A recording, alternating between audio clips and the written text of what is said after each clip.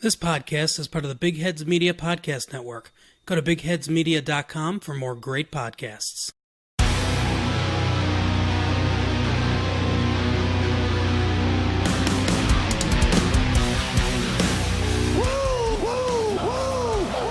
You are plugged in for the podcast, Wrestling Society. Faith is the place, and the sky's the limit.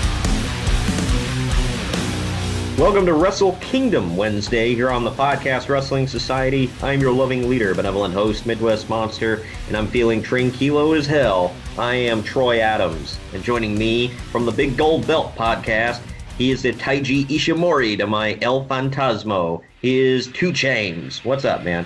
Hey, brother, how you doing today? Thank you for having me on the show. It's a pleasure, and I'm glad we was able to get this worked out and get on these current events of things that's happening in the start of 2020. Oh, absolutely, man.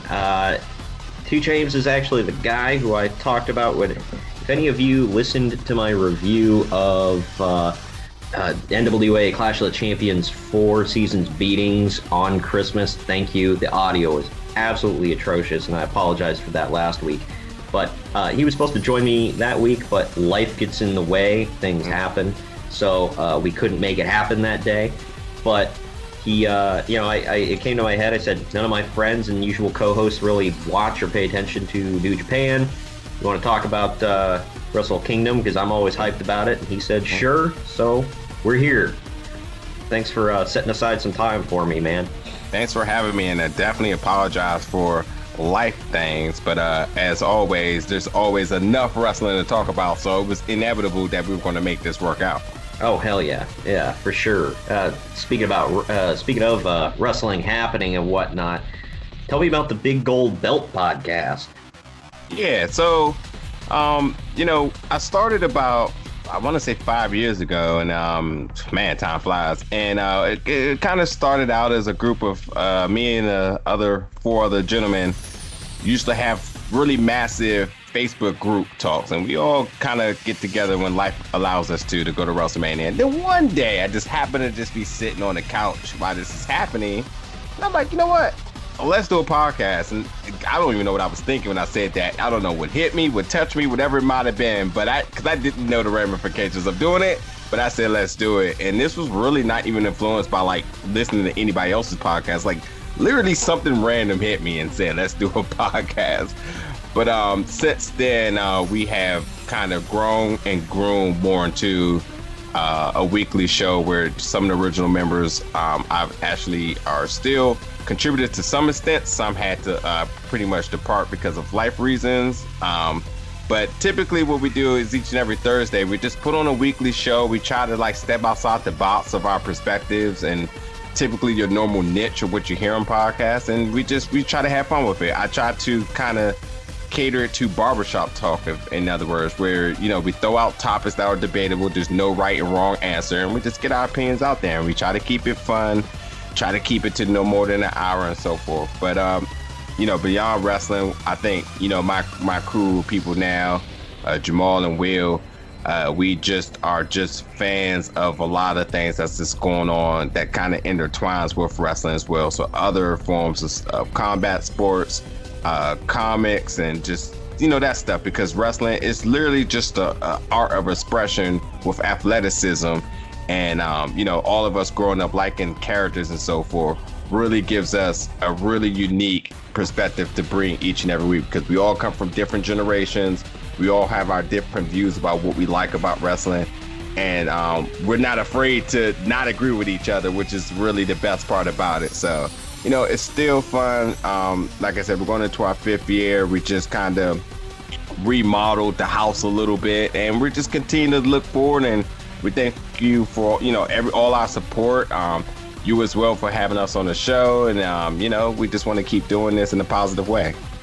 Yeah, famous last words are usually of any indie podcaster is usually, why don't we start a podcast? But, yeah. But, well, I'm glad, you guys are making it happen. I've been a follower on Twitter of Will Mahoney's for a while. Yeah, well, yeah, he and I ideologically disagree on a lot of wrestling stuff, but he's still an entertaining follow, so because there were a few times I'm like, man, I never agree with what this dude says, and something I was like, he's entertaining enough. I'm not going to unfollow him. So I don't have to agree with everybody. The only people I will say this, I don't know if I should wear this as a badge of honor or not, and I do quote the guy right or wrong on the show, but I have been blocked by Dave Meltzer. Well, I can say this. I can honestly say that I am not. And I need to be clear about this statement too. The Wrestle Observer podcast magazine, I do not discredit them all as a whole, because I've met other people that contributes and so forth with them, that they are knowledgeable guys. I just don't agree with just the Meltzer standpoint of things. So, not to bash the whole brand, but I'm just not that guy. I just don't really agree with his stance on a lot of stuff. Don't mean I don't like him as a person, because I don't know him as a person. Just don't agree. So by all means, you being blocked, thank you for your service, sir. Well, that's always a running joke, because Meltzer's from like San Jose, and my usual co-host that hasn't been on in a couple months due to again, life getting in the way and holidays and all that. Greg, he's in the San Jose Bay Area there. And they went to a San Jose Sharks game, and he looks over, and Meltzer's in the urinal next to him. And after they're finished up and they're leaving, he looks over at him and goes, "You're a mark, right?" And Dave puts his hand out and goes, "Thanks for reading," and shakes his hand and walks away. He was like, I gained a little respect for him that day because he took it in stride and walked off. I was like, well, what was he going to do, block you? But he did tell Greg on Twitter, he was like, you have one more chance, with like your stupid takes or whatever. And so Greg, that's the running thing. Greg's like, I have one more chance with Dave, so I need to make this one count. Well, it's the same thing with, it's different ideologies here or why I disagree, but I disagree wholeheartedly with a lot of things that Brian Alvarez says. But I find him entertaining as hell, so I listen to his stuff, and I follow him on Twitter as well. So, like you said, I'm not into the whole, their opinions I usually don't go along with. Mm-hmm. But he's entertaining. Dave, I don't know if anybody's actually listened to Dave like record anything. My God, who put him behind a microphone? He's awful. And I'm not sitting here tooting my own horn saying I'm great, but I've at least been through radio school, and I was a reporter for 3.5 years, so I know a thing or two about talking on air. It doesn't make for good radio when you're like, hold on a second, and all you hear for like 5 minutes is him typing and researching something. Yeah, I definitely mirror you on that. Outside of the fact that I do not have any of the professional education and training in broadcast, but I do know, as a consumer and as a fan to this genre and radio period, I know what is just awkwardly wrong. I know just what is just purely unacceptable. And when you do have that type of statue and platform as they command, and not just as they command, but as he solely himself commands, you need to be A1 at all times. There's just no time for off days or off games. You just have to be prepared, especially when you're doing a podcast. You make your own schedule. You have your own equipment. You're not dealing with a major network or any type of creative above your head. It's just you. So do your thing and do it the best you can when you have the opportunity. And so, absolutely. Yeah. Yep, absolutely. And real quick before we dive into all the subjects at hand here, I do want to direct everybody to another wrestling podcast that is mine as well. I'm one of the hosts on it. It's me and my buddy Santiago. It's called Retro Wrestling Review, 3 R's. Go check it out. We review everything not WWE that happened in the past. It's like a watch-along format, but there's a lot of good info in that. We just reviewed this week, actually, on Monday, we reviewed Jerry Lawler versus Bill Dundee, Hair versus Car from 1977. So if anybody likes old school wrestling, and whether you want to watch it with us or you just want to listen to us, we have a comedic take on classic wrestling. We'll throw out some good facts here and there. And if you like Lucha Libre, listen to those episodes because Santiago grew up a hardcore AAA fan. So good stuff in there. But anyway, we are going to get into Wrestle Kingdom. There's stuff to talk about and analyze, obviously, on Wrestle Kingdom. But we're going to take a quick break right now. Let everybody know about some other great podcasts besides this one right here on the Big Heads Media Network. Go to bigheadsmedia.com and check them out. All kinds of stuff from sports to wrestling to true crime to comedy, politics, whatever you want. Bigheadsmedia.com.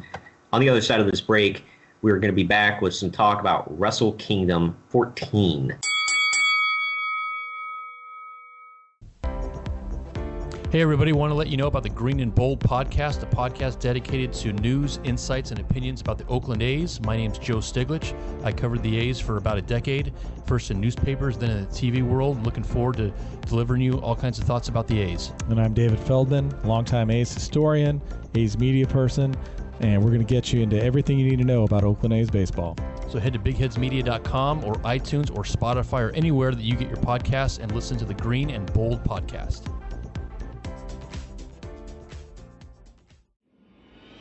Stay up to date with the latest in Major League Baseball with the Into the Shift Baseball podcast.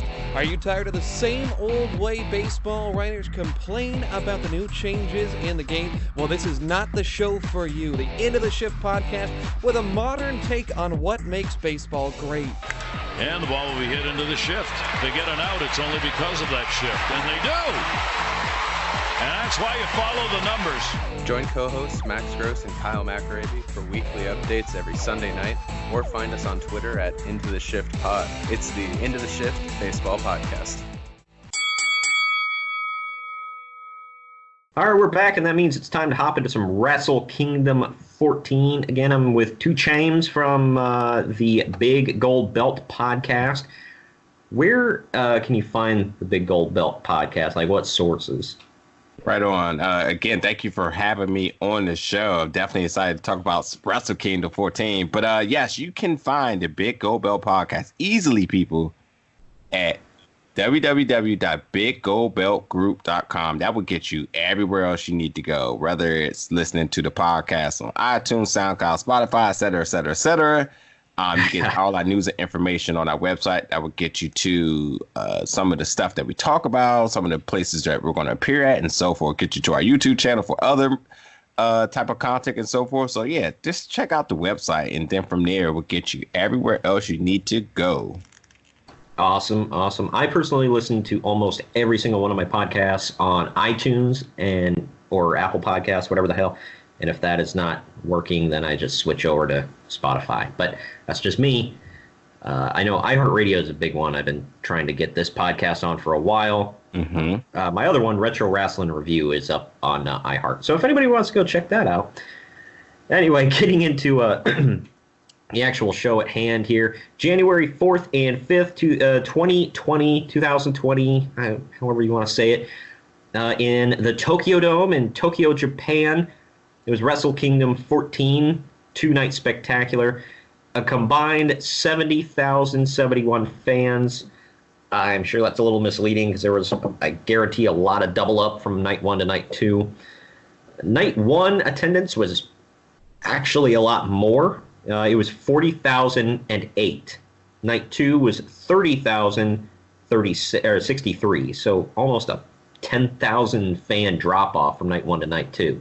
Can we? I want to cut you off really quick. Can we really? Because while you're talking about it, yeah, I want people to realize like this is the first time that they have done a 2-night event. It's monumental in itself. I'm sure they'll figure out the metrics to make sure that the attendance doesn't really fall out, like I said. But they did successfully do 2 nights of amazing wrestling for their biggest pay-per-view. Wondering how and what happens for the future in 2020 for other events taking an eye to this. So we will see for sure. But that was a very interesting thing they did, and it for me as a fan, absolutely amazing. Yeah, I mean, when you have 2 nights in a row of the same wrestling, I mean, there's obviously like different stuff. There's the same company, same product, 2 nights in a row, and you manage to sell a combined 70,000 plus seats. That's pretty good. I realize it, and for perspective, it's about roughly 50,000 seats in the Tokyo Dome. So they were not sold out, but 10,000, 20,000 off is not too bad. And like you said, this is the first time. I'm sure they'll adjust for next year and make it work. But the taglines for the show were Liger the Final and Pinnacle of Strength, Birthplace of Legend. So Japan is a little extra with their taglines. It was Jushin Thunder Liger's retirement special, or retirement matches, I should say, which kind of broke the internet. It seemed like. I mean, didn't New Japan World go down on night 2 for a little while? Ken asked me. I didn't see it live. That's right. So, yeah. I saw a bunch of people tweeting about that. Yeah. I saw Vinny from the Brian and Vinny show on a Wrestling Observer Radio. He was tweeting about it. He was like, is anybody's New Japan World working? Everybody was like, dude, I keep trying the English feed and the Japanese feed. None of them are working. It's like, yeah, they freaking broke New Japan World, which is, as far as I know, has never happened before. That shows you how much people love Jushin Thunder Liger and respect that man. Shinsuke Nakamura posted a picture of him that I want to say it was the same weekend doing a house show, and he's doing the Liger pose in the ring. It might have even been on SmackDown. I'm not sure. Real quick, the dark match. This was another first time ever. I talked about it a little bit last week on the show. It was a dark match, and it only went 9 minutes, but the fact that it was still technically a part of Wrestle Kingdom in the Tokyo Dome was a big deal. They had a Stardom match, which, for those that don't know, Stardom is the equivalent of Shimmer here in America. It's an all-women promotion. However, here in America, Shimmer is like, I mean, people like it, but, they're in, like, high school gyms and stuff. Stardom has a pretty big following over there. Joshi wrestling is pretty popular in Japan. But that match, it was Mayu Iwatani and Arisa Hoshiki. They defeated, and I'm going to butcher some of these names just to give you all fair warning, but they defeated Hana Kimura and I want to say it's Guilia. I don't know. Like I said, I'm going to butcher some of this. I'm from the Midwest, all right. But that was a big historic thing. It was women in the Tokyo Dome on a New Japan card. Big deal. I'm going to blow through this first 8-man tag because it was one of those veterans versus the young boys kind of matches. So nobody's going to know who the hell these people are. The second match, though, the only reason I'm mentioning this pre-show match is because of one of the men who's in it. The team of Tenkozi, which is Hiroyoshi Tenzan and Satoshi Kojima, defeated Yuji Nagata and Manabu Nakanishi. I don't know if you heard the news, but Nakanishi announced he is retiring at the end of this month. So he is he's a big Japanese legend. If none of you have ever watched his stuff, he's a bruiser from Japan. He's wrestled a while, so all the best to Nakanishi. I'm glad he's getting out of the business while he still has function of everything on his body and in his body, and he's not getting out because he has to. That's always sad to see. Right on. The first match of the night was an 8-man tag. This was the first of 2 Jushin Thunder Liger retirement matches. The team that won was, I'm just going to say their last names so I don't have to ruin their first names here. Sano, Otani, Taikawa, and Taguchi. They defeated the team of Jushin Thunder Liger, Tatsumi Fujinami, The Great Sasuke, and Tiger Mask. This was, I could tell when he walked out, this is Tiger Mask 2, not Tiger Mask 1. He's far too old to be involved in matches. But Liger took the pin from Taguchi, which I was like, okay. I mean, nothing wrong with losing when you're retiring. But I figured he'd at least win this one because he has his official retirement the next night. But no, guess not. There might be some relationship there as to why, but I mean, in simple wrestling logic, I mean, if you really want to get the guy over, you got to make the comeback better. So I'm cool with that. I did have a friend who specifically tuned in just to watch this match because he's a Liger fan. I actually, my co-host Greg, he and I got to see Liger live at NXT TakeOver Brooklyn 1, take on Tyler Breeze. That was fantastic. So I'm glad I got to see Liger live once in my life. But he was so disappointed with this because he's like, because I was texting him about his match on night 2, which was also a tag match. And he said, so did Liger stand on the apron all match, come in for 10 seconds and lose again?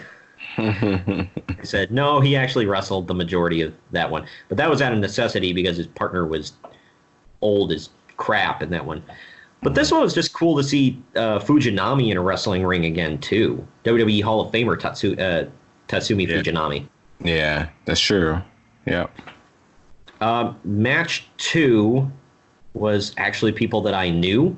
It was Suzuki-gun, Zack Sabre Jr., Minoru Suzuki, Tai Chi, and El Desperado. They defeated Los Ingobernables de Japan, which was Sanada, Evil, Shingo Takagi, and Bushi. Zack Sabre Jr. got the win via submission. Do you remember who it was he tapped out? I forget. Hold on. Yeah. I'm gonna say it was blank. I'm gonna say it was Evil, but it might have been Bushi. Yeah, I'm forgetting for some reason. Yeah. Oh, was it Sonata? No, I don't think he faced Sonata because he faced Sonata the next night. Oh, that's right. Oh, he forced Bushi. Yeah, he forced Bushi. It was Bushi. It was Bushi. That's right. He made him tap to the Jim Breaks armbreaker. So that was the end of that one. I was surprised. I mean, spoilers for what's to come ahead. But Zack Sabre Jr. had one hell of a weekend at Wrestle Kingdom. He is one of my favorite wrestlers in the entire world in any company. If you don't know about him, it's a tragedy. But yes, he is legit one of the best wrestlers within the entire world. He was definitely must watch. Yeah, absolutely. And he was in the Final Four of the Cruiserweight Classic, wasn't he? Yep. He was phenomenal. He can play face or baby heel, or baby face or heel. God dang. But he, physically, he is not impressive whatsoever. Yeah. Like, he comes out and you're like, my God, he looks emaciated. But he will mess you the hell up. Another weird thing is he doesn't wear knee pads or elbow pads, nothing. So, but he's just he's not doing high spots. He's doing just transitions from submission to submission, and it's entertaining as hell. Pure wrestler. Yes. Ground mat machine. I think that, and obviously I've seen these two wrestle, but when I think of two of the best to do it, him and Jonathan Gresham, easily, they just get it. They totally just get the wrestling thing, the psychology behind the matchmaking and everything. Yeah, I feel bad. I haven't watched a whole lot of Jonathan Gresham. I've heard good things, but he wasn't trained by the guy. But I'm going to assume that ZSJ got a lot of his inspiration for his in-ring style from Johnny Saint. Yeah, that would make sense. If none of you know anything about Johnny Saint, I think he's still the GM of NXT UK. And if any of you have never seen his matches, go do it. He's phenomenal. And again, it's just transition to transition in a very entertaining fashion. Mm-hmm. He used to torture them dudes in the ring. Next match on the card, though, is another freaking 8-man tag. We're let's see, 3, 4, 5. We're 6 matches in, and there's already been 4 8-man tags. So, but this is the last one, thank God. But it was a team of Chaos, Hiroki Goto, Tomohiro Ishii, Toru Yano, and Yoshihashi. They defeated the Bullet Club, which is still a thing. It was Kenta, Bad Luck Fale, Yujiro Takahashi, and Chase Owens. And they had, I want to say you pronounce her name Peter, like Rabbit. She always wears like the Playboy Bunny rabbit mask. She's my favorite part of the Bullet Club presentation at this point. And I love Kenta. But I'm just like looking at this match. On the one side, you got Kenta, who I love. Bad Luck Fale is fine. Yujiro Takahashi is fine. And then Chase Owens, I'm just like, he's there. Yeah. And then on Chaos's side, no matter what anybody says, I'm a big mark for Hiroki Goto. Tomohiro Ishii always puts in work. I absolutely, I don't know what you think about him, but I absolutely, with a fiery, burning passion, I hate Toru Yano.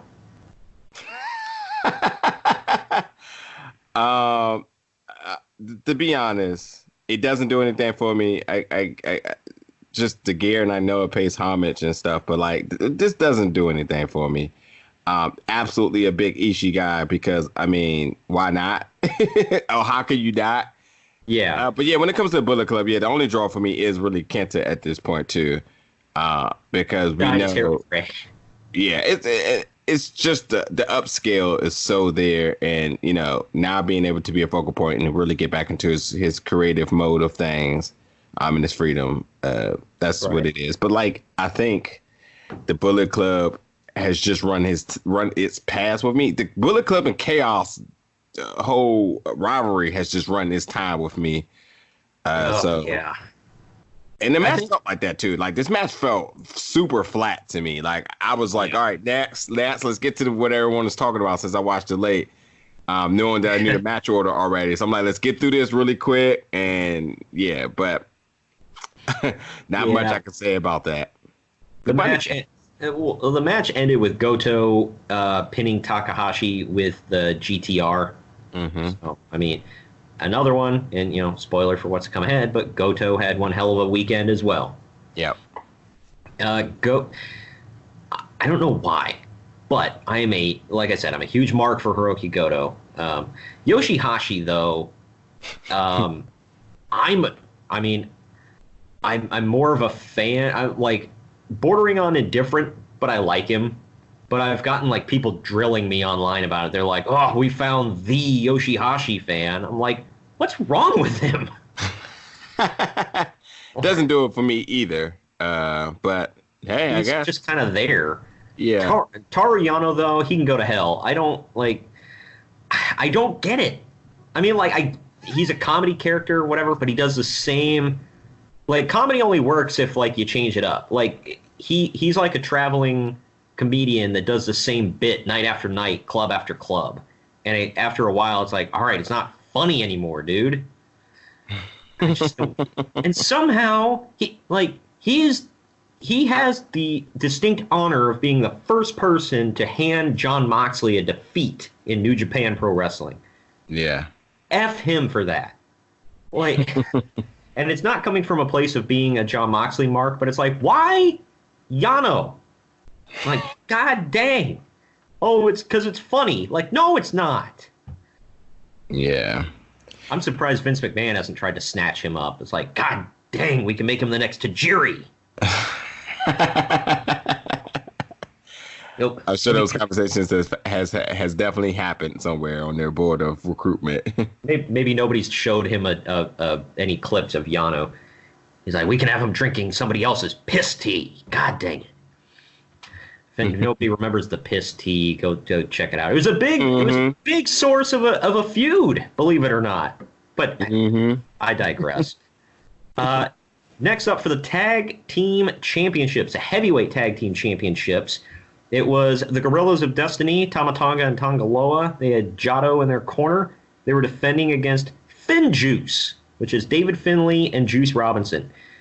Juice Robinson came out looking like he really wanted to be a part of the Fashion Police, and they told him no. Before you even break down this match, I really just did not care about it. I liked God. I definitely like what they're doing on social media. Oh, yeah. But I'm going to say what's next for them, because them coming off the titles here, I thought like, okay, this seems to be, I hate to kind of sound markish here, but like, yeah, what is absolutely their next move here? Because they don't need the titles at this point. No. So been there, done that. It's like the Usos. Like, dude, you've won every title in the WWE. You've done everything. You're just assing off at this point. Right. So, yeah, just curious to see what happens with the future of them. But, yeah, Juice Robinson. God dang, man. Him and David Finlay are some unique cats. I'll say that. They're trying to find fun in this. And so it showed, because this match, again, just didn't do it for me. David Finlay, what do you think of him? I mean, son of Fit. Right. High upscales because it's genetic. Also, just doesn't do it for me. Yeah, I don't have a problem with him, but I mean, when I hear his name, when I hear Wrestle Kingdom, I think 20-man tag easily. Right. He hasn't totally embraced the stardom behind him. So maybe this is somebody, again, this is somebody that needs a championship to kind of create that mentality for him more in the future, because I don't know, it just doesn't do it for me. Devil's advocate, I love the fact that he's not going, well, I'm going to do what my dad did. I don't want to see him coming out wearing, shamrocks on his clothes, carrying a damn shillelagh or something. I don't need that. And because I heard David Finlay and I'm like, wait, Fit? And then because for those that don't know, Fit Finlay's real name is Dave Finlay. Mm-hmm. So I was thinking, I'm like, is he not in WWE anymore? Is he doing part-time stuff in Japan? And then this guy comes out and I'm like, okay, is this because there's a guy in AAA named Tito Santana. Mm-hmm. Not that Tito Santana. Yeah. And I thought it was the same thing. And they're like, no, he's the son of Fit Finlay. And I'm like, God dang, for real? Doesn't wrestle like him, doesn't look like him. I mean, I don't know if he cut his hair and shaved his beard, he might. But just, I never would have guessed. Which is cool. He doesn't need to look and act like his dad.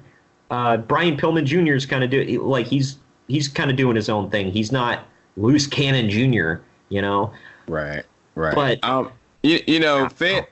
Fit and Juice have good chemistry together, and I think that Fit still has a little bit more time and need more time to really develop into the potential star that he could be. Yeah. And he's getting conditioned all over the world, which is great.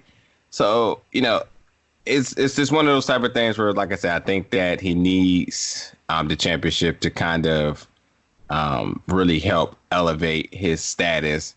Because when he was the never open weight 6-man tag team champs, he was next to Ricochet. Mm-hmm. That's not going to help you because Ricochet is already a bigger star and was already on his way out. So, and as much as we talk about this off air, people crap on Juice Robinson, and it's like, I like him. He's fine. I find him very entertaining. He cuts an odd promo. He's an odd dude, but he's a big ball of charisma. And David just doesn't do it for me yet. I mean, I don't dislike him or like him. It's kind of like Yoshihashi, where it's like I'm bordering on indifferent. Mm-hmm. But, it is what it is. But yeah, Finn Juice got the win. I don't think we mentioned that. I can't read that one. I will say that's my first shock of the weekend. I was like, whoa, what? I saw other people saying that too. Again, I think GOD, I think that probably bigger and better things to come. And also, too, a little bit of a liability having them champs the way how they work their social media. Not sure what's the whole perspective in Japan about it. But, it definitely has its ups and downs based on their interactions and stuff. And sure, if it works for that society, it does. But I don't see any American company being totally acceptance of that. So when you think about the Eye of a Champion, it's like they don't really do it in the traditional way. And with my idea of how Japan works, I think tradition. So I don't know. I just seen this was a liability check here. Yeah. So we'll see.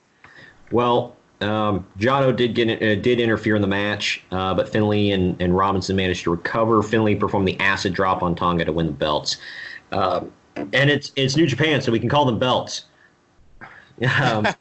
Good point. And God, I will say this with I have a friend that's like the biggest Uso fan in the world. He thinks they're the greatest tag team in the world. Whatever. You're not wrong. We constantly argue about that because I say the Revival. He says the Usos. Either one of you guys are wrong here. They're definitely within the top 3 at best, easily. Right. Yeah, I think they're definitely in the conversation. It's hard to argue that. But he even said, he's like, look, I have no interest in seeing Jimmy and Jay split up and do their own thing. I couldn't give a crap less. Same thing. Possible. Yeah. Well, same thing with the Gorillas of Destiny. Like, Tama Tonga tried doing his own thing for a while. Nobody cared, which surprised me because I thought he could get over on his own, but people don't want to see Tama Tonga. They want to see the Gorillas of Destiny. Yeah. And when you have that theme song like they do, hot damn, like, why split that up? Yeah. Fair point. Yeah, and I think they need each other for a lot of reasons, so right. Makes sense to me. Next match was Lance Archer defending his IWGP US title against Jon Moxley in a Texas death match. No disqualification, no pinfall. The only way to win is by a 10 count or a submission. So this was kind of a variation on what I have always understood Texas death matches to be. And it's kind of weird that a Texas death match is taking place in the Tokyo Dome, but whatever. Lance Archer is from Texas, so there you go. This match was fine. It went on for 14 and a half minutes. It was good, but I don't know. What did you think of it? It didn't wow me like I thought it would. Okay, so I did love this match because on the contrary to it being a Texas death match, well, we have seen where Moxley has had the opportunity to perform in sort of hardcore matches, and we seeing the true absolute dynamic of a beast he is when he's in his element. Coming from CCW, we know that these guys they live and breathe hardcore matches, but they also still have to have a form of a psychology behind them as well too. Lance Archer, who just probably don't get enough credit here. I think that, seeing that on tape, I knew it was going to be good, and I think it really did deliver nonetheless. So it's just good to know when you imply stipulation with 2 people for the ramifications of it being a title shot that it actually does go forth with just really being what it is. But like, it was some brutal spots in this match as I expected. So I loved it because it did what it needed to do. Hell, and the biggest thing for me is that it completely changed the tempo, because after those other few matches, I was like, all right, time to get the night 2 because that's where all the money's at. So, but I loved it. I loved it. Yeah, I mean, it keep in mind, I'm not saying this was a bad match. I thought it was a good match. And I'm going to play both sides here with my opinion. They did use, chairs, kendo sticks, trash cans. Freaking Lance Archer put a damn plastic bag over Moxley's face and did the claw. And Moxley ended up winning by Lance Archer set up 2 tiny Japanese tables outside. I say that because Japan uses the smallest tables on earth.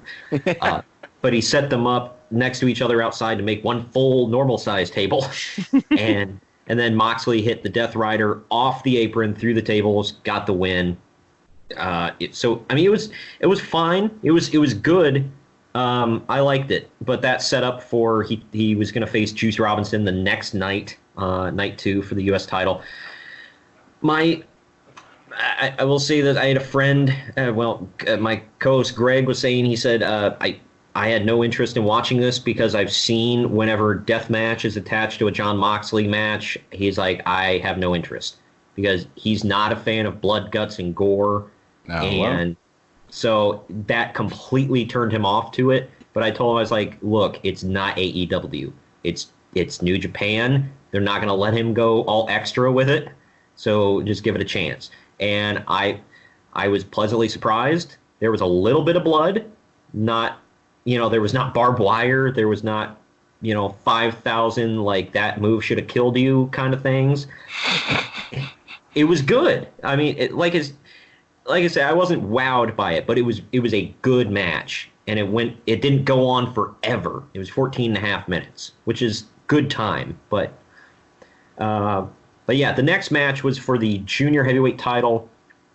I got into an argument with somebody online about this. I'll get to it in a second. But it was Will Ospreay defending the junior heavyweight title against Hiromu Takahashi. This match went on for 24 and a half minutes. Hiromu got the win with a variation of the Time Bomb. I guess we're just going to call it the Time Bomb 2. He debuted it on the show. He got the win. I want to say he hit 3 freaking Time Bombs in this match. With that Time Bomb 2. But I don't know. What did you think of this? Easily the match of the night, of night one. Will Ospreay is it any? It's not a debate that we know he's literally within one of the best in the world.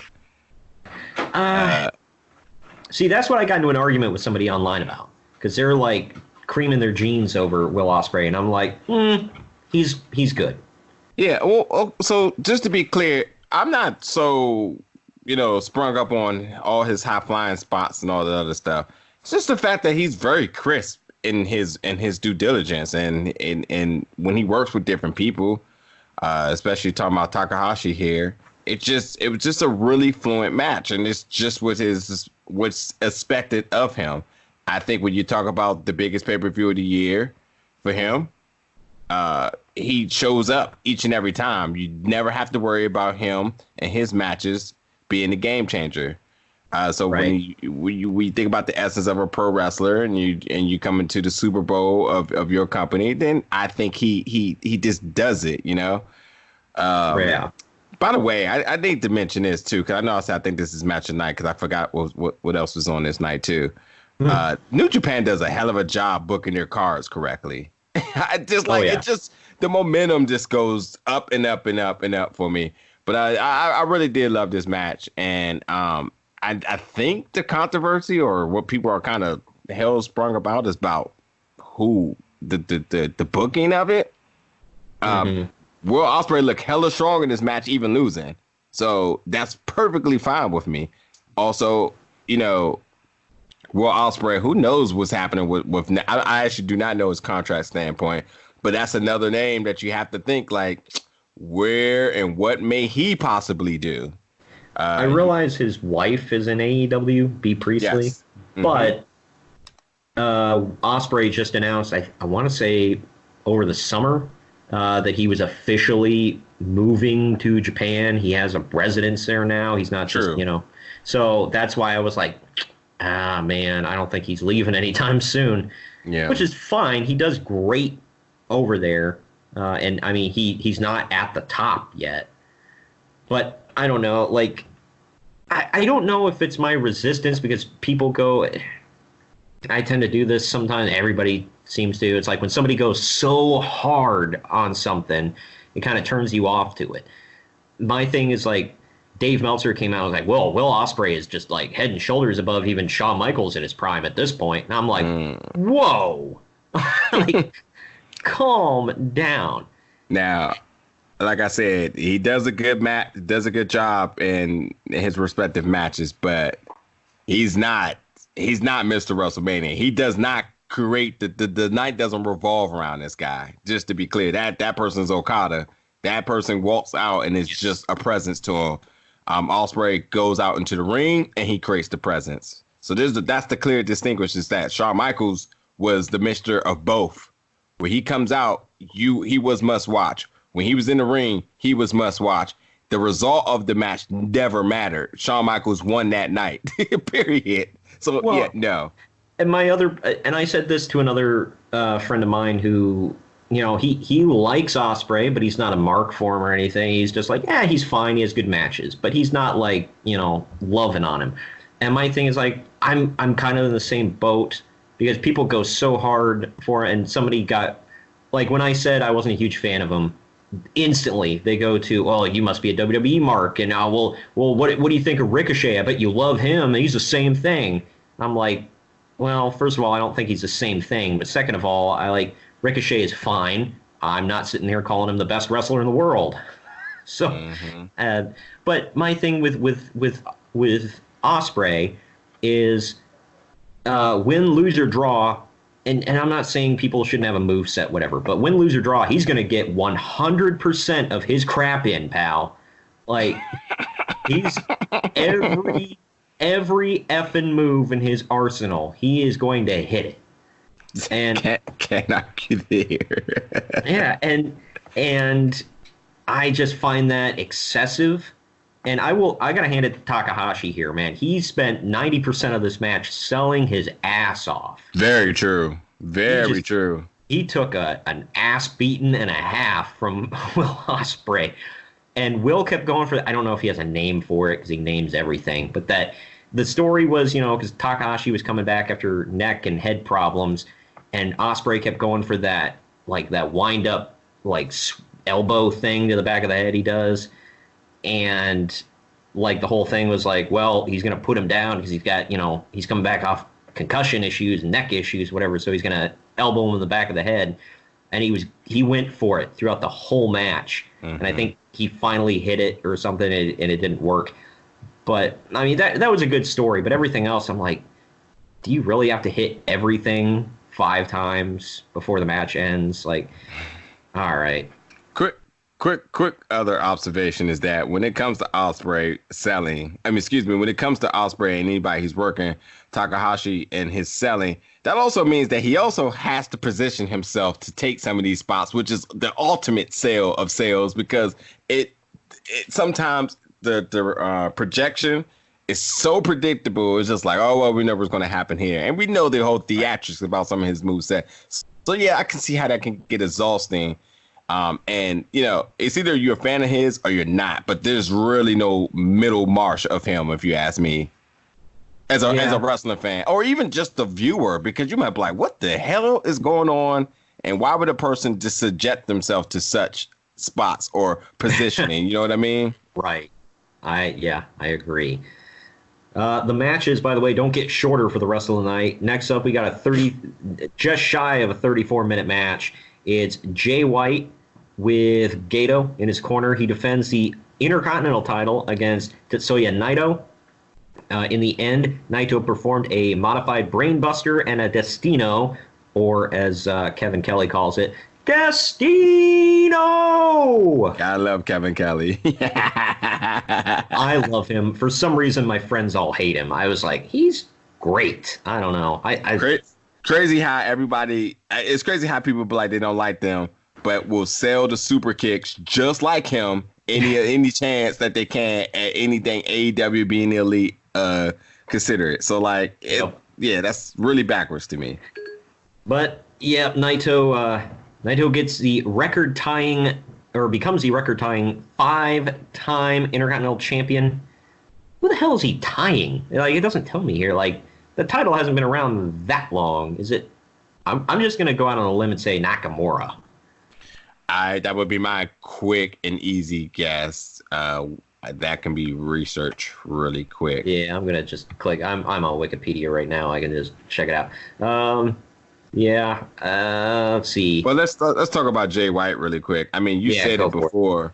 A lot of people don't give him credit. I think he was one of the best heels of 2019. He had a good year, but there's bigger money to be made here. So with that being said, I did not expect for him to win because we knew the ramifications of night. Excuse me, I think I crossed my words. We knew the ramifications of night 2 had to be big, and Jay White, after having the year he had last year, and all the upsets or being causing upsets, that it was no further reason for them to continue with his reign here. So with that being said, we knew that Naito is the moneymaker. He is obviously the bigger picture here, and we'll talk about Naito in a little bit. But I think it is Nakamura. Nakamura has 1, 2, 3, 4, 5. Yep, it's Nakamura.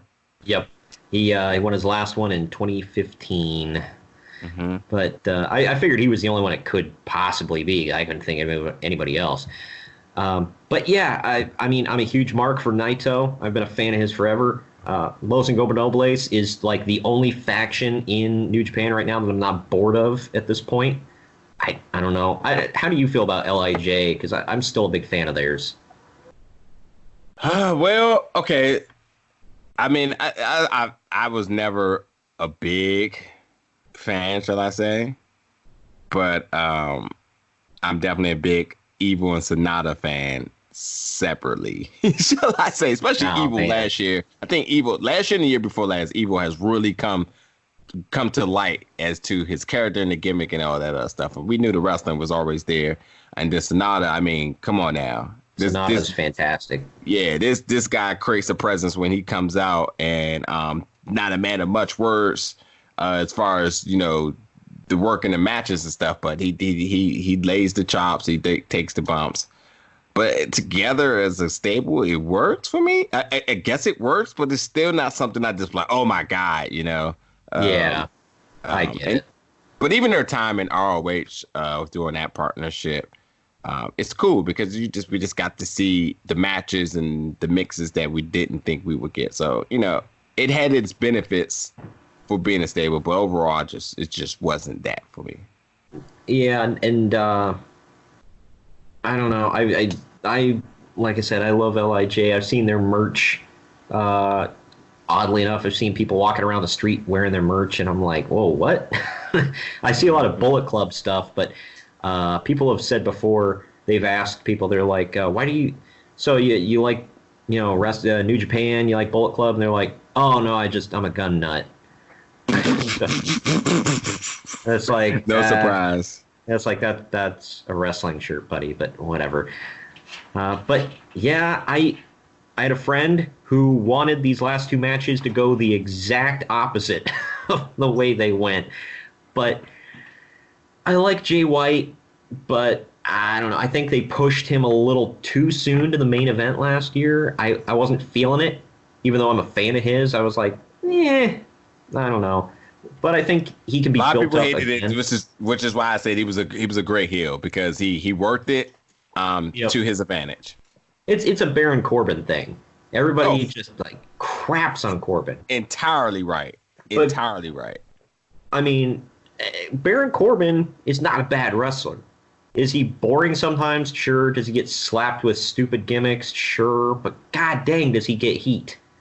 Yeah. So same thing with, Jay White gets heat. He's got Gato there to help him cheat and be like the smarmy little chicken crap heel. He's good, and he's not a bad wrestler by any stretch of the imagination, but he's not like the best wrestler on the roster. So, you know, that angers people for some reason. God dang, he's not elite. Like, it's okay. He's fine. But, Naito gets the win, so that means he's going on to the main event of night 2. Speaking of main events, this one, man, I looked at how much time we had left in the show, and I went, God dang it. Just over 39 minutes long. Kazuchika Okada successfully defended the IWGP Heavyweight title against G1 Climax winner Kota Ibushi. He nailed the Tombstone and a Rainmaker to retain the title. Okada's entrance was badass. As it always is. Oh, yeah. He's called the Rainmaker, ladies and gents, because he is the moneymaker for New Japan. He is the big draw. Mm-hmm. So he does good crap. This match was great. I was a little sad that Ibushi lost, but New Japan has always seemed kind of hesitant to put a a major title on him. So, just much like I said about Naito, Okada is the moneymaker. Figuratively, literally. There is no chance that he was not leaving out of night one the champion. It's so many different ramifications as to why it had to happen. And as much as I wanted Ibushi to win too, he looked strong. Even hit his own Rainmaker. But that's not the end of the story for him. We right. Nothing to worry about. But on the biggest night, this is what had to happen. Well, and I got to ask you this: is there, because I texted this to a friend, is there a weaker finishing move in all of professional wrestling than the Rainmaker currently? Because he hits like 5,000 of them before he gets the win. The super kick. I mean, if somebody calls it their finisher nowadays, then yeah, I would say my two picks right now are the Attitude Adjustment and the Rainmaker. Because John Cena never wins a match unless he hits like 5 AAs anymore. Finishing moves have been what's the word? Kind of lessened. Yeah, they've been bastardized. That's for sure. Yeah. It's a sad state of affairs, but, whatever. It was still an amazing match, everybody. So, go check it out. I love Kota Ibushi. I love Kazuchika Okada. Great stuff. Okada glowed in the damn dark. That was cool. Mm-hmm. So that was the end of night one. I guess we're going to take another quick break here. We'll run through night two. Night two felt more, I don't know, not compact. I don't know what the word is for it. It flowed better for me. Like, night one was fine. I love night one, but I felt like night two flowed a little better. But we'll get into that right after the break, where we tell you about some other great podcasts on the Big Heads Media Network. And when we come back, we're wrapping it all up, kind of taking a quick look ahead into Japan. In the Pits, 18 years of the most comprehensive motorsports racing coverage in the world, and featuring interviews with the top drivers and personalities in racing. Mario Andretti, Dick Berggren, Chris Devoda, and more. You've heard others, but nothing could prepare you for the shameful stupidity that is the Jock and Nerd Podcast. Hear Imran. So if you offend everyone at once, it's a wash. I've covered everybody. Anthony. Sorry, I was texting. Say that again. And Rug Boy. Yeah, whenever there's a snowstorm, my Slack hole tightens up. As they talk over one another. Just exactly the same as Terminator. We're talking over each other. It's fine. Sorry. Swear. I had boobies. And ask you for money. Just give us the money. Witness the hubris as they claim to be the world's authority on comic book movies. Who said? Never said that. You've never said that. Who cares? A jock said that. Comic book, TV, movie reviews, news, and whatever they choose. Available on Apple Podcasts, Spotify, and wherever you find your favorite podcasts. The Jock and Nerd Podcast. It's campy, silly, goofy fun. Seriously, people really listen to this. Jock and Nerd. Okay, we're back, and that means it's night two of New Japan Pro Wrestling's Wrestle Kingdom 14. Looking at how night two played out here. I don't know if you watched the pre-show match at all. I did not. Yeah, no. At this point now, I'm burnt out, and I'm definitely targeting what needs to be talked about. Well, and it's sad because the pre-show match was a title match, but god dang, there were so many of them, and it was a gauntlet match, a 6-man tag team title gauntlet match. Whew, that's a haul, man, and it was 23.5 minutes long. In the end, Los Ingobernables de Japan, Evil, Takagi, and Bushi won the never openweight 6-man tag team championships. Going into the match, the most violent players were defending the titles. It was Makabe, Yano, and Taguchi. So they lost the titles. LIJ had a hell of a weekend, so they win the belts. The opening match was Jushin Thunder Liger's retirement match. I felt this was an awkward final match for him. What say you? I don't know. I mean, it's still surreal because you've seen the guy from all over the years. We've seen him WCW. You know, when I think about characters that just resonate for me as a child forever, him and Ultimo Dragon, just two people that you just never forget. Right. So for me, I don't know what a perfect ending for him would look like, because at one point I'll say, okay, he's never going to retire.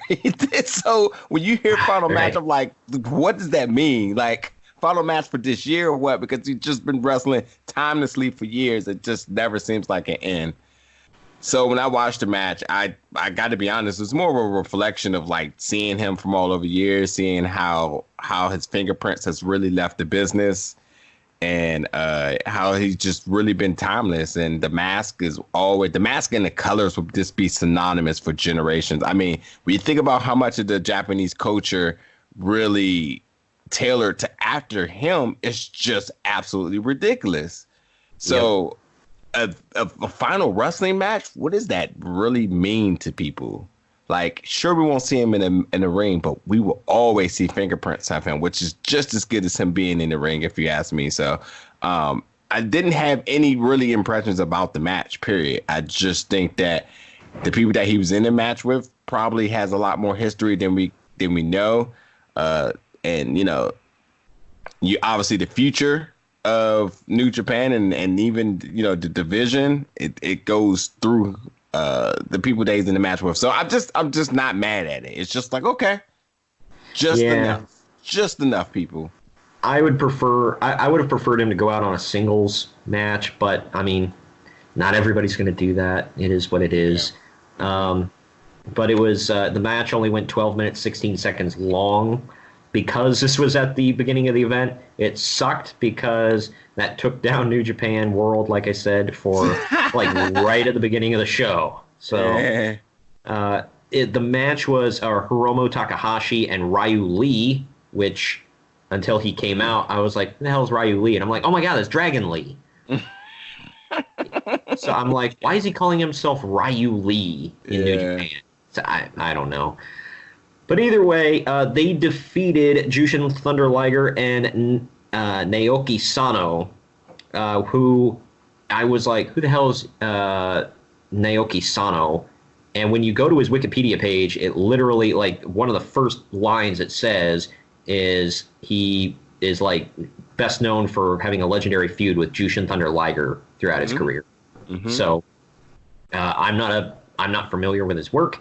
He's... I hate to bag on the guy, but he's 54 years old, which isn't like ancient by any means. But he looked like when he came out, I was like, man, he's like 60-some years old. I mean, again, you're talking about a rivalry that this person had. Like then let's start counting up the years of how long Liger has been in the business. Like, put that into perspective. That's twice over my age here. So, you know, it's just literally timeless. Yeah. Literally. Yep. So, I mean, it's cool that Liger got to team up with a former rival, and they had Yoshiaki Fujiwara in their corner. If nobody knows Fujiwara's work, I mean, he created the Fujiwara armbar. So, I mean, that's that. He's a legend. Yep. But Takahashi and Ryu Lee get the win here. I'm trying to think. I want to say it was Takahashi hit the time bomb on Liger for the win. After the match, Liger, thanked the crowd for their years of support. He bowed. People cried, all that stuff. So good stuff, man. This next match, I didn't know what to expect with it, but it was the Bullet Club, which was Taiji Ishimori and El Phantasmo. Well, I'll be honest, I haven't seen much of his work. They defended the junior heavyweight tag titles against Roppongi 3K, which was Yo and Sho, with Rocky Romero in their corner. Roppongi 3K got the win in 14 minutes and 8 seconds after Sho hit El Phantasmo with Strong X, and they get the win. What did you think of this one? Any opinions one way or another? Yo, you should know what my opinion is. Skipped. Because, again, so I'm either looking for something that really drew to me, As far as the name, and like I said on the first time, especially after the first round, I'm just literally over just the Bullet Club thing right now. Yeah. Too much was in stake with them over the last years has nothing to do with the Young Bucks or anything. It's just that the rivalry just doesn't do anything to me. It's pretty synonymous with some football rivalries where it's just like, do I care about the Cowboy Redskins games anymore? Nah. That's been really drawn to the ground, and it is what it is, but just not for me. And again, the type of endurance that you have to put to watch these shows and the time you have to take out of everything else to do it, life did not present. So, the good thing about doing this podcast is that hopefully something you say intrigues me to go back and watch it. But I think we're pretty much on par. Like, nothing I've said I've missed have you like, oh, you got to watch it. So, and I think this probably is going to tell around that same day. I will say the match was good. I always enjoy the junior heavyweight tag title matches. They always put on a good show. Roppongi 3K is fine, but they're one of those package deals where it's like if they ever broke up, who would give a crap? Rocky Romero is kind of the sizzle to their steak, as their, I guess, manager. And he's with them because he used to be in the Roppongi Vice tag team with Beretta, so now he's doing this. And then he goes and sits on commentary for the rest of the show, which is funny. But, yeah, I mean, if somebody was thinking about it, they were like, well, why would I care about this match? Then the entrances happen. Somebody might go, well, I'll give this one a shot. Because the entrances were entertaining, and they did have a lot of pageantry with it and everything. So, okay. Ishimori just looks like, he's a short little dude, but he's like freaking ripped. He is a big junior heavyweight as far as he looks like he lives in a gym. El Phantasmo is the only one in this match that you look at him and you're like, once he takes off the gimmicks and everything and he comes out in, you're like, it's kind of like the Chucky T effect, It's like why are you here? He's a fine wrestler and he's got a funky name and he's got a lot of gimmicks. But so there's that. I agree. Yep, that's all I got for that. Literally. But Roppongi 3K is a great tag team, and anybody who thinks I'm like dogging on these teams, saying like if they broke up I wouldn't care. It's not dogging on them. If Demolition or LOD broke up back in the day, I wouldn't give a damn. Doesn't mean that I was a huge mark for those tag teams, but I didn't care. I didn't want to see Smash wrestle in a singles match, True. So, very but true. Roppongi 3K is a great junior tag team, and they've got I don't know, they look like a K-pop band, I would say. Next up is a match I'm sure you did care about just because we talked about these dudes. It was Zack Sabre Jr. defending the British Heavyweight Championship against Sonata. Went 12 and a half minutes here, and the end of the match saw Zack Sabre Jr. counter Skull End into a pinfall to retain the title. Mm-hmm. It would have been an interesting move to see Sonata win. I would have loved the ramifications of what that would have meant, but obviously not. Obviously not. And like I said, Sean Regan for Zack Sabre Jr. And a lot of the stuff we talked about in the last segment, he's just one of the best. It's a wrestling machine. And this was a good match. I don't think a lot of people will appreciate it because of the style of wrestling that was done here. A lot of technical holes and stuff. Sonata's better than a lot of people give him credit for, too. 100%. And again, I have to throw Jonathan Gresham's name, especially with, Jonathan Gresham persona being an octopus, and Zack Sabre Jr. does a lot of this. They both use a lot of the same movesets. Mm-hmm. This style of wrestling is either for you or it's not. But best believe that if you want to call yourself a wrestling connoisseur, you need to open up the dictionary. And when you look at the wrestling, you'll see these people's names because they get it. They absolutely get it. So this match, I liked it. I liked the booking, although it had to be that way. I just don't know if everyone's going to truly appreciate what it was able to deliver. Yeah, everything in this match was crisp, but not like, oh, that looks too pretty, And ZSJ is just phenomenal. Sonata's phenomenal. The only thing, and I like the move, I don't want him to quit doing it, but the only thing you can look at and be like, well, that's not believable, is where he, Zack Sabre always like ties him up in like a little knot. The little like, knot, kicks him in the butt. Yeah. I don't know, man. Sometimes I feel a little old, and I feel like if someone did that to me, I definitely are not going to move. But I like the creativity. And it definitely pays homage to a lot of different generations of wrestling because people did some type of variation in the past. But it's cool, man. It's definitely cool. That was an old move of Johnny Saints. Yeah, so that's bringing that back. But yeah, so that was good. The British Heavyweight title, for those of you, is not a New Japan title. It's a Rev Pro title, which is a British indie. So that's where that comes from. Next up, another one just shy of 13 minutes, is Jon Moxley defending the U.S. title against Juice Robinson with David Finlay in his corner. Juice Robinson looks like he really tried hard to get into porn, but they rejected him, and now he's just like, he can't kick the gimmick. He's got the stash rocking. He chopped all his hair off, so now he's just got like a curly fro. He's wearing the goofy outfits. Man, it's something. But Juice is a former U.S. champion. I think he's the first person from the U.S. to actually hold that damn title, too, if I remember correctly. Who, Moxley? No, Robinson. Oh, yeah, Juice. Yeah. 100%, yep. Yeah, because the initial winner was Kenny Omega, and then did he drop it to Jay White, or was there somebody in between?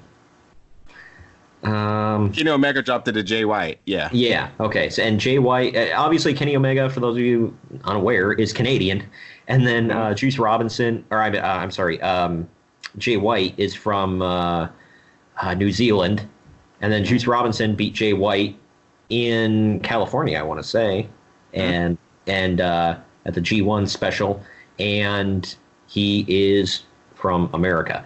So he's the first American-born U.S. champion, which is weird to say. But yeah, they had a fine match. This one didn't blow me away. It wasn't anything that made me go, oh, wow, these guys just tore the house down. But I'm a fan of them both. I don't know. Did you feel like this one was kind of predictable, though? Yeah, I mean, for sure. This felt like an AEW-style match here. It just was just a little lackluster for me here. It seemed like they were just putting in, I mean, they weren't, I don't feel like they were going through the motions by any means, but it was like, we know how this one is going. Just go out there and, put on a match. Also, too, the expectation was just probably too high. Yeah. After the first night, I mean, coming off of that hardcore match, And I mean, this is a little old school getting into it, and people may, dog on me for this, but after a Texas death match the night before, I don't want to see Moxley perform at all the next night. I'm not mad at that. I'm definitely not. So, but I mean, whatever. It was what it was. Moxley countered Pulp Friction into a Death Rider, and then he picked him up and hit another Death Rider. So he did 2 in a row, got the win. And then after the match, Minoru Suzuki comes out and just beats the brakes off of Moxley. And then he poses with the U.S. title, gets on the mic, says something in Japanese. Basically, I think he threw out a challenge, if I remember correctly, and then took off. I will say this. Somebody on Twitter was like, and I'm like, man, people just love to complain. They're like, if I flew all the way to Japan and then they like teased this match, they teased Moxley and Suzuki and then didn't deliver it that night, I'd be pretty disappointed. I'm like, why would they never advertised that match? They're setting up for a future match and a future challenger. Why on earth would they give Moxley 3 matches in 2 nights? Like, it's just, that's dumb booking. Yeah. Whatever. But they set it up for a future date. It's at, I want to say that's they have made it official for New Japan's New Beginning show coming up later this month. Or maybe next month. I forget the actual date of it. But either way, next one, after that, losing my place here, it was Hiroki, or actually it was Kenta defending the never openweight title against Hiroki Goto. This one was fun. Not to cut you off, I thought it was fun, and I didn't see this one coming. How about you? I didn't hear enough people talk about it, so I did watch it, and I knew for a fact that fun was not going to be the word I was going to use, but I knew this match was going to hurt. That's what I for sure knew. And that it was a little off, but I mean, pure strong style match. So cool. Mm-hmm. The psychology totally wasn't there, but I don't think strong style really has much of a wrestling psychology. I think it's just what it is. It is hard hitting, brutal, and I liked it. I liked it. It's because of what I expect when I see New Japan. So I'm definitely cool with it. This was definitely a New Japan match. Strong style, absolutely not endorsed by Disco Inferno. If none of you know what I'm I mean, is he still talking nowadays? What is he up to? Oh yeah, he's on. That's actually a reference. If any of you go, for kicks and giggles, go listen to Keeping It 100. It's technically Conan's podcast, but Disco Inferno is like a co-host. So yeah, Disco Inferno just always goes that he was like, why would I let a guy, or why would I just stand there and trade blows with a guy in the middle of the ring for 5 minutes? Mm-hmm. Like, yeah, because, I mean, and I was a Disco Inferno fan back in the day, I guess. You know, I was a kid, but it's like, come on, dude. It's not like you had a lot of, classics in the ring. Him and Alex Wright just were the two that we didn't know we needed. Right. At that period, but we don't need anymore now. No, absolutely not. No. But yeah, this one, Hiroki Goto, I already mentioned my feelings on him before. Huge fan of Kenta. I was sad that it didn't work out for him in WWE, but I actually sat next to, or I guess across the aisle from Kenta on a plane one time on my way to WrestleMania. Oh, nice. Yeah, he does not speak English at all, because they kept. I didn't realize, because at first I was pissing and moaning about it. I was texting Greg about it, because I was meeting him in New Orleans for WrestleMania 34. And I'm pissing and moaning. I'm like, dang it, dude, I got a connecting flight in Tennessee. I don't want to hop planes, whatever. Actually, I didn't have to hop planes. We stopped. Everybody except me and a handful of others unloaded. And then we got back on and took off. But I forgot SmackDown was in Tennessee the night before. So my plane filled up with the SmackDown roster, which was cool. But everybody was like, they're like, okay, well, there's not enough room for everybody's carry-on, and wrestlers love carry-ons, so like we have to check some of your bags, and they had to very slowly explain to Kenta, we're taking your bag and checking it. And like they had explained it to him multiple times before he was like, oh, okay, and it was just like handing him the bag. But it was funny. But yeah, I think. I mean, judging by later in the night, Kenta's got bigger and better things to go for other than the never open weight title. Mm-hmm. But Goto, I wish they'd do more with him, but I don't know how many people are behind that idea. But yeah, these two beat the piss out of each other, and Goto got the win with a GTR. Mm-hmm. Next up, we got Jay White with Gato in his corner, taking on Kota Ibushi. It was the losers match from the night before. Mm-hmm. God dang, this one was filled with a lot of shenanigans. We got ref bumps. We got Gato interfering on multiple occasions. Right. Finishers galore. White finally hit the Blade Runner for the win. And then after the match, White and Gato continued to beat the piss out of Ibushi, and then they left. What the F happened? Okay. I'm just going to say, watching this, and also I didn't see any rumors for it. So if I was watching this live, I'd have been a lot more optimistic of it. But maybe I just overlooked it. A very lot of me wanted Shibata to somehow come out here. Right. And that would have just been poetic justice. I'm also the guy that's being in the ring and being able to do anything at this point after that gruesome neck injury. It's just nothing less than phenomenal. So I'm just expecting something of that sort to go.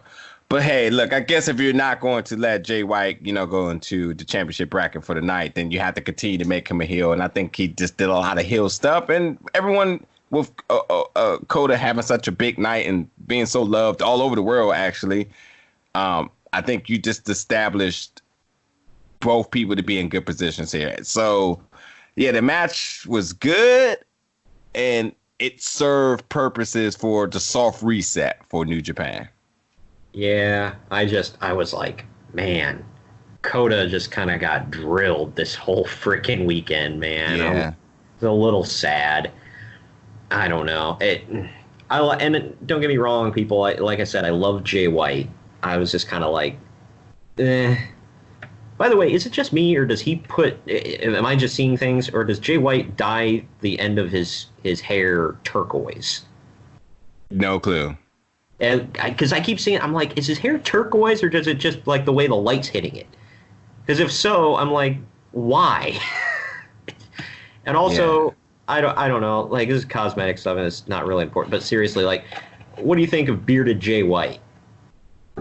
It works for me. I don't really have a look for the guy. I mean, I didn't like his face last. I didn't like the bare face, so I like the beard because it gives more of the status towards the heel.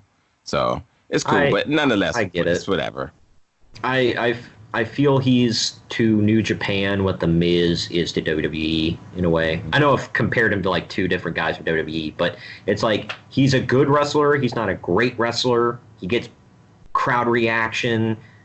People have a strong opinion about him online. So and he can play the chicken crap babyface heel, And when I say babyface, I don't mean good guy. I mean like he's got a baby face. Mm-hmm. But next, man, somebody who doesn't have a baby face. It was Chris Jericho versus Hiroshi Tanahashi. If Tanahashi were to win, he was going to challenge for the AEW title.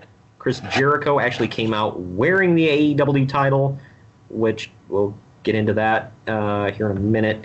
But here first, the match went 22 and a half minutes roughly. Went back and forth a lot. Tanahashi tried a crossbody off the top, but Jericho nailed a code breaker, locked in the Lion Tamer, and Tanahashi actually tapped out. I was stunned by this. I expected, because I thought, with that stipulation, Tanahashi's going to win. And he did not. What do you think? No way, contractually, was this going to happen. Jericho has enough clout to be able to be in a position to make a statement like that, and it sells. It helps both promotions, but them working together, absolutely not. Zero chance Tanahashi won this match for me. And I know everyone's so optimistic about AEW work on this, but look, we're talking about millionaires here. That ain't just a happy party where everyone sits at the table and say, yes, we all get money together. Half the time, millionaires end up becoming millionaires because of the sacrifices, broken friendship, connivingness, whatever it may be to get to that position. This was just not happening. This is just not happening. Not a super fan of the match itself, but it had to be done this way. And I'm sorry. Go ahead. Yeah, I was just gonna say, Jericho at times can really work matches, but like some of these spots, like it was just this DDT that was just absolutely filthy on the announce table, which I saw as a GIF first before I saw it. I was like, I gotta see like how did that come about. I don't know. Yeah. I just didn't quite understand why the match why did Jericho have to look so strong and then make him tap out? You know what I mean? Yeah, I mean, both guys got their stuff in. I'll say that. But Jericho did look like the top dog here. Yeah. I mean, it doesn't really help Tanahashi one way or another. But then again, it's not going to hurt him either. He's at that status where it's like, kind of like John Cena. He got buried by Brock Lesnar. Who cares? He's John Cena, But I don't know. This I actually got into a discussion with Will Mahoney on Twitter about this. Both of us were saying it's like I think this is Jericho's best match in Japan yet. Well, okay. Well, I definitely can make the argument for that, for sure. Absolutely, for sure. Yeah, because neither one of us were like, he didn't have a bad match with, was it Okada last year that he faced? He didn't have a bad match with him. He had some decent matches with Kenny. They were all good, but they were all, I call them garbage matches. They were all like, street fight, hardcore, whatever. This was a straight up match. Yeah, they had that one table spot, but it wasn't a hardcore nothing. Tana and Jericho, I felt complimenting each other great. I'm not a huge fan of Jericho's in-ring work in 2019, 2020. He's fine. He's not great. I'm more into his character work at this point. But I don't know. The other thing is me and Will were pointing out, it's like he needs to quit trying to bulk up or whatever the hell he's doing. He needs to try to slim down, and because he's starting to look doughy, we'll say. Yeah. So it must be some type of diet of some sort, but whatever it's going to take for him to stay healthy on his knees. Yeah, that's what I think. His body type isn't meant for bulking up. It's just not, and that weight belt is not helping him. He just, I thank God he's not wearing the tiny trunks anymore, because I was like, dude, you're a little past the tiny trunks at this point. Yeah. But whatever. Aesthetically, I thought the match was fine. I was hoping, because there have been so many teases about. Are they still working? New Japan, that is. Are they still working with Ring of Honor, or is that kaput? I think that's all done. I think no one's playing fair nowadays. Oh yeah, the New Japan thing is definitely done. I mean, excuse me, the ROH thing is definitely done. Okay, well, because New Japan is still working with CMLL, whereas AEW is working with AAA, who, for those of you that don't know, AAA and CMLL don't like each other. But, I don't know if New Japan really covets that relationship with CMLL that much, or vice versa. So, I don't know. There's a lot of rumors flying around about there could be something with AEW and New Japan in the future, but that's just been debunked. The Bucks has said doing a little press thing that there's no doors opening. So yeah, because I hear there's some, which is very unfortunate, but I hear there's bad blood between Omega, the Bucks, and New Japan. Of course, but like again, I don't know why fans are so optimistic about it having to be a deal, as if like this has to happen. Everyone has realized that the way to generate revenue for your companies is there's different paths. Everyone has an audience. There's enough wrestling for everybody. You don't have to be in conjunction in order to be successful. New Japan people only being in New Japan makes them exclusive, makes you watch the content. So if you start talking about, we'll just loan you our people, and then loan our people, seeing Omega now not being exclusive to New Japan makes you don't have to go out the way to see it anymore. We done seen him run through there. So there's nothing in AEW that New Japan could benefit off of besides possibly television, but even TNT wouldn't do such a thing. There's no, I just don't understand why people are just so like, it has to happen, or why does it have to be speculative just because of Jericho and Moxley and whatever pre-existing deals that they had. It's just, should just be their own entity. I'd be fine either way. But my thing with it is, like, I'd be worried that it would turn into a relationship like AEW and AAA has, where it seems like AEW or AAA goes, "Hey, we'll send you our guys." AEW goes, "Cool, we'll beat them." And then AEW says, "We'll send you our guys." AAA says, "Cool, now we'll beat them." It's like back and forth always. Like go to Mexico, the Americans lose. Go to America, the Mexicans lose. Yeah, I don't want to see that. But what I think would be funny is if, now that there's bad blood with New Japan and some higher ups in AEW, is if they struck up a deal with All Japan Pro Wrestling. And because they have no name value in America whatsoever, other than stuff they did back in the 1990s. So I just think it would be funny. But the main event of the evening, finally here, ladies and gents, it is the double gold dash for the IWGP Heavyweight and Intercontinental Championships. Kazuchika Okada put his heavyweight title on the line, and Tetsuya Naito put his Intercontinental title on the line. This match went 35.5 minutes. A long one, not quite as long as the night before, but god dang, you got to say, Ric Flair was always, the 60-minute man, the Iron Man back in, the 70s, 80s, and 90s.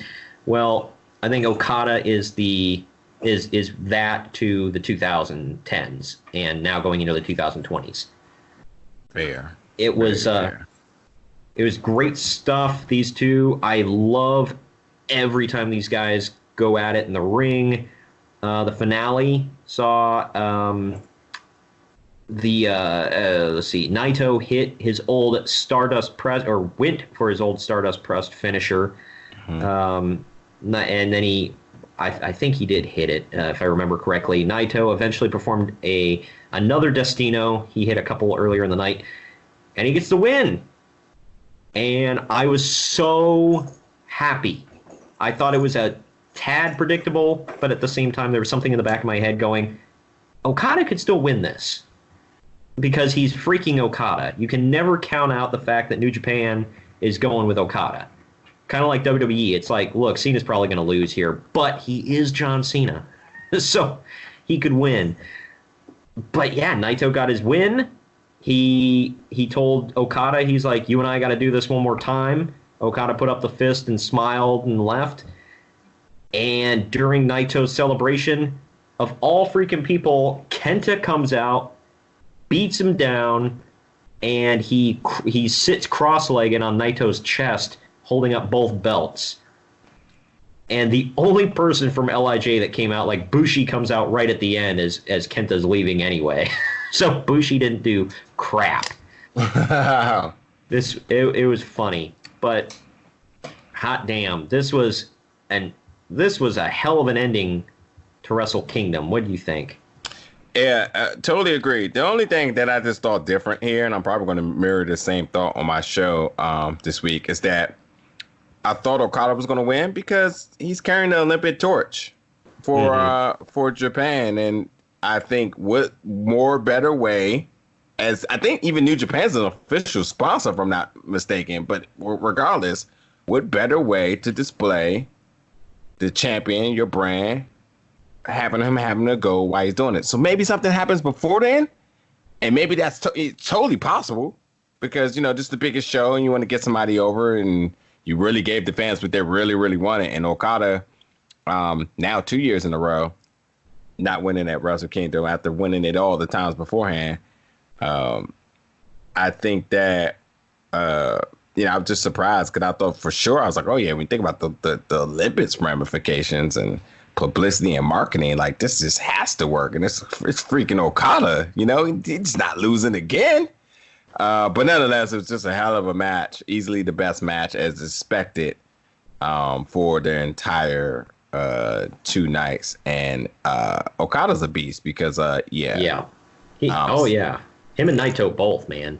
Yeah, the ice bath or rehabilitation chambers that these guys must use afterwards. I'm gonna need to start seeing that marketing somewhere within the arena because, jeez,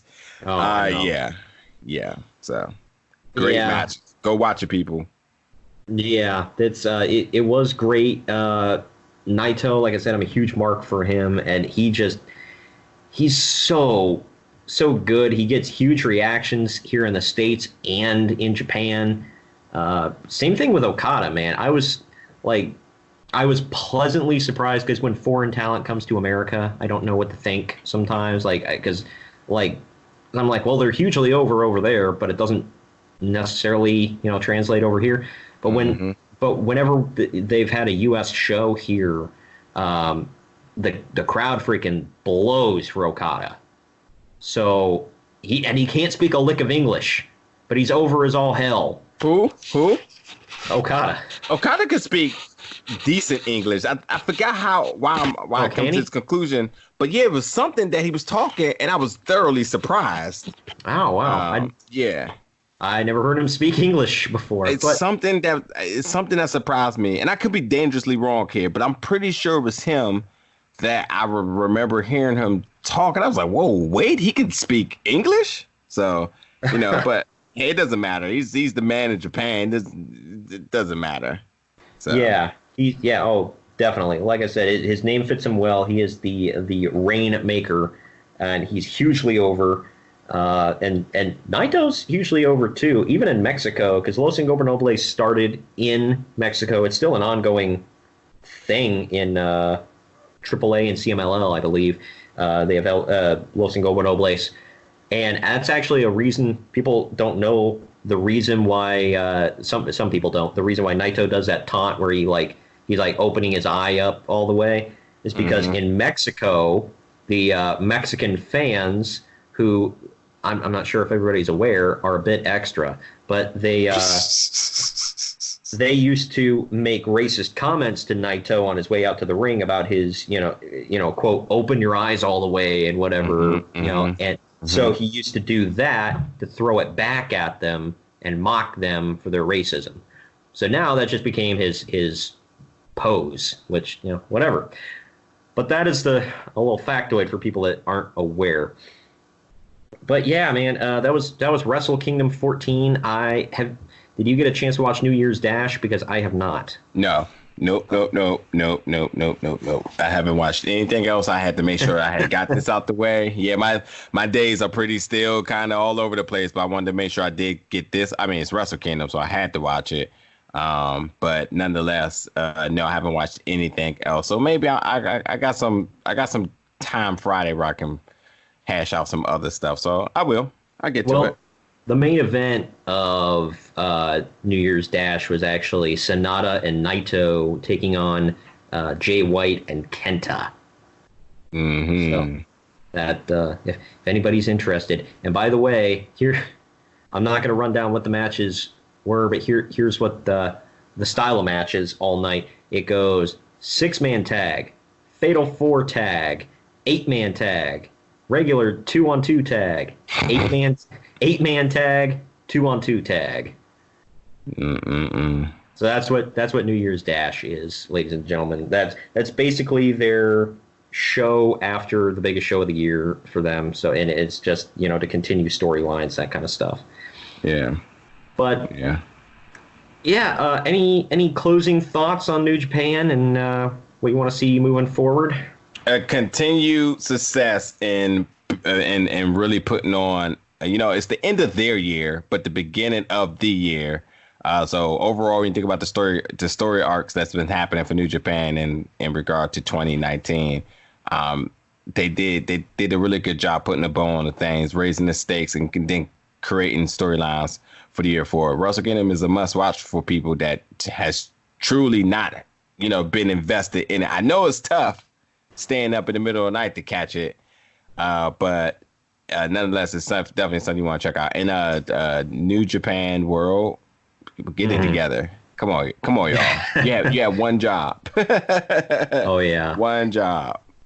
Yep. Yeah, it's a little unfortunate, but yeah, for all of you, New Japan World's got some great content. If you want to get into New Japan Pro Wrestling, now is the time to do it because they're starting. It's not just the start of the calendar year, but the start of their year. They do this at the beginning of the year on January 4th, and I guess 4th and 5th now. So it's a good way to kick off the year. It's not like WWE basically starts their wrestling year kind of like the quarter in April. So I always tell people, I say, if you're lost with WWE and you really want to get back into it, watch. You can watch WrestleMania obviously because it's Mania, but always tune in for the Raw after Mania and start from there. I said that's a great place to start.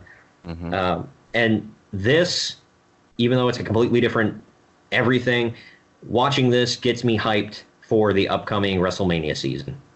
Because we got big things coming in WWE, obviously, with the Rumble right around the corner, and then Elimination Chamber right after that, and then Mania right after that. So it gets me hyped. I want to see more pageantry, more stuff, and the Rumble's getting bigger every year. Now it's going to be in like baseball stadiums and whatever. So cool stuff, man. Thank you for setting aside time yet again to be with me here today and talk about having me. Thank you for having me, for sure. I know we went a little long here. I apologize for keeping you quite so long. But there is going to be some exclusive YouTube content, everybody. So go to youtube.com/podcast wrestling society. That is our official page, and you'll see some hot topics that we're talking about on there. Next week, just want to let all of you know, as of now, if everything goes according to plan, Greg will be back on the show. And we're going to be talking about the Royal Rumble 1997, which took place at in San Antonio in the Dome. And it featured a bunch of AAA talent in the Rumble, actually, including the legend, the Hall of Famer, Mil Mascaras. So some good stuff there, getting ready for the Rumble.